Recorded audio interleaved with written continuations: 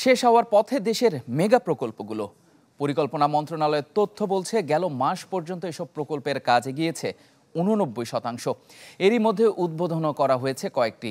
দ্রুততম সময়ে কাজ শেষ করার জন্য রয়েছে তাগিদ, আর গুরুত্ব থাকছে আসছে বছরের বাজেটেও। বিশ্লেষকরা বলছেন অর্থনীতির জন্য ইতিবাচক এসব প্রকল্প, তবে সতর্ক থাকতে হবে ব্যয় ব্যবস্থাপনায়।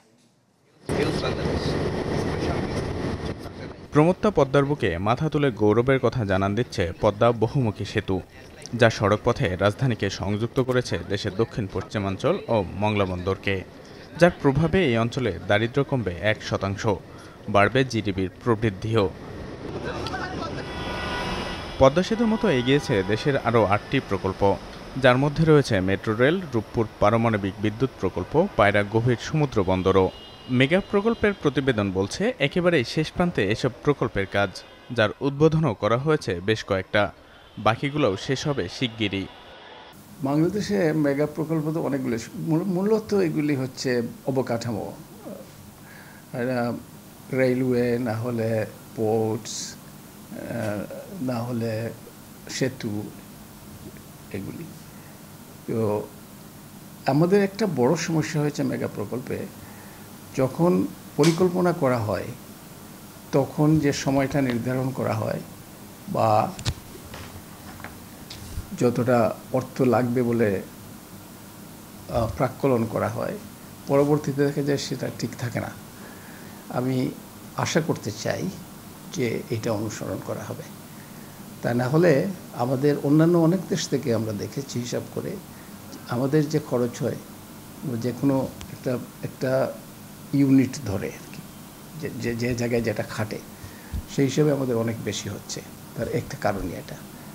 আর আরেকটা তো আমরা জানি যে, তো সেই জন্যে আমি যেটা বেশ কিছুদিন থেকে বলে আসছি, যারা এইরকম ধান্দা করে তারা প্রায় সব ক্ষেত্রেই পরিচিত, জানা আছে কারা এরা। তাদেরকে জবাবদিহি মুখোমুখি করতে হবে, এবং কিছু মানুষকে যদি জবাবদিহির মুখোমুখি করা যায় তাহলে দেখা যাবে যে অন্যান্যরা এই পথে হয়তো আর যাবে না। তো সেটি না করার কারণে দেখা যাচ্ছে যে নতুন নতুন খাত তৈরি হচ্ছে অর্থ অপচয় বা অর্থ সরিয়ে নেওয়ার। নতুন নতুন লোক সৃষ্টি হচ্ছে এই কাজের জন্য। আর বাংলাদেশে আরেকটি বড় সমস্যা হয়েছে, যেটা দুষ্টচক্র, সিন্ডিকেট বলা হয় যেটাকে। তো কাজে এই কাজগুলো একা তো করতে পারে না কেউ, সেখানে একটা চক্র লাগে। তো সেই চক্রগুলোকে ভাঙতে হবে। এখানে আবার প্রধানমন্ত্রীর কিন্তু কড়া নির্দেশনা আছে চক্রগুলোকে ভাঙতে হবে।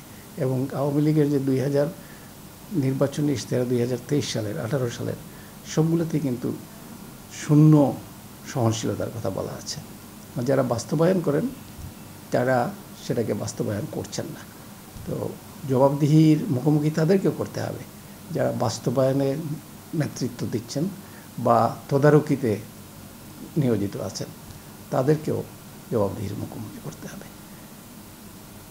এবং সেই নীতি গ্রহণ করা আছে, সেই দিক নির্দেশনা দেওয়া আছে, তো সেটা অনুসরণ করলেই হয়।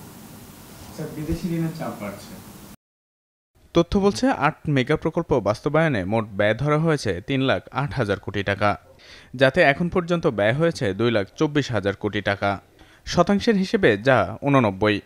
বিশ্লেষকরা বলছেন অর্থনীতির গতি বাড়াবে এসব প্রকল্প, তবে সতর্ক হতে হবে ব্যয় ব্যবস্থাপনায়।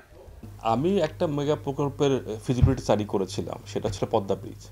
তো ধরেন পদ্মা ব্রিজ যখন আমরা করি, মানে প্রত্যেকটা মেগা প্রজেক্টের বা ছোট প্রজেক্ট হলো এগুলোর কিন্তু ফিজিবিলিটি স্টাডি হয়, ফাইন্যান্সিয়াল ফিজিবিলিটি, ইকোনমিক ফিজিবিলিটি থাকে, তাই না? এবং একটা আপনার কস্ট ধরে এটা করা হয়। আপনার ধরেন আমাদের দেশের একটা বড় সমস্যা হচ্ছে আমরা ঠিক সময়ে প্রজেক্ট শেষ করতে পারি না, প্রকল্প শেষ করতে পারি না, যার ফলে কস্ট ওভাররান হয়, তাই না? এবং আমরা দেখেছি কস্ট ওভাররানগুলো কিন্তু ছোট না, অনেক বেশি হয়ে যাচ্ছে। আপনি ধরেন তখন প্রশ্ন হচ্ছে যে আপনার তারপরে কি প্রজেক্টগুলো ভায়াবল থাকবে কি না, তাই না? আপনি তো মাঝপথে প্রজেক্টগুলো বন্ধও করতে পারবেন না। সুতরাং আমরা কিছু ক্ষেত্রে হয়তো ওই সমস্যাগুলো পড়ে যাই। আপনি ধরেন এখন হচ্ছে যে প্রকল্প হয়ে যাওয়ার পরে আমরা ধরেন তো আর ফেরার উপায় নাই। এখন যেটা হচ্ছে ওটাকে সবচেয়ে বেশি কীভাবে ইউটিলাইজ করতে পারি আমরা ধরেন। এখন প্রশ্ন হচ্ছে ধরেন যেমন আপনার মেট্রো রেল, তাই না? এখনো বলা হচ্ছে যে পরিমাণ রেভিনিউ দরকার সেই পরিমাণ রেভিনিউ আসছে না, তাই না? কারণ হচ্ছে যে আমরা কিন্তু ওটাকে প্রপারলি এখনও পুরো সময়টা ইউটিলাইজ করতে পারি নাই। ধরেন যেমন সকাল থেকে আরম্ভ করে মধ্যরাত বা তার বেশি সময়ও কিন্তু আমরা চালাতে পারছি না এখন পর্যন্ত। তো ওই সময়টা আসলে হয়তো পরে বোঝা যাবে যে আপনার ওইটার কতটুকু আমরা সেই পরিমাণ বেনিফিট পাচ্ছি কিনা। একটা বেনিফিট আমরা অলরেডি পাচ্ছি, যে আপনার ধরেন যারা কমিট করছে তারা কিন্তু একটা বড় বেনিফিট পাচ্ছে সেভিংস থেকে, টাইম সেভিংস থেকে। এবং টাইম সেভিংসের জিনিসটা যেটা হচ্ছে, টাইম সেভিংসটা কিন্তু আপনি রাতারাতি বুঝতে পারবেন না। এটার একটা লং টার্ম এফেক্ট আছে আপনার, এটা প্রোডাক্টিভিটি এফেক্ট আছে। এগুলো হয়তো পরবর্তী সময়ে আলোচনাগুলো আসবে আপনার ধরেন। তারপর আমরা যদি বলি ধরেন পদ্মা ব্রিজ, হ্যাঁ পদ্মা ব্রিজ হলো, এখন পদ্মা ব্রিজের সাথে কি অন্য কিছু করা দরকার কি না?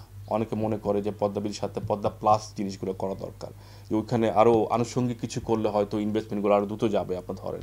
এই ধরনের কাজগুলো আমাদেরকে আইডেন্টিফাই করতে হবে। যদি করতে পারি আমরা, তাহলে কিন্তু ওই যে কাঙ্ক্ষিত যে আপনার বেনিফিট আমরা চাচ্ছিলাম সেগুলো হয়তো পেয়ে যাবো আমরা। আমি যেটা বলি ধরেন আমরা এগুলোকে ফেরত নিতে পারবো না, যেটা আমরা হয়ে গেছে। পরিকল্পনা মন্ত্রণালয়ের তথ্য বলছে, তাগিদ দেওয়া হয়েছে দ্রুততম সময়ে এসব প্রকল্প শেষ করার জন্য, যার গুরুত্ব আসছে বাজেটেও।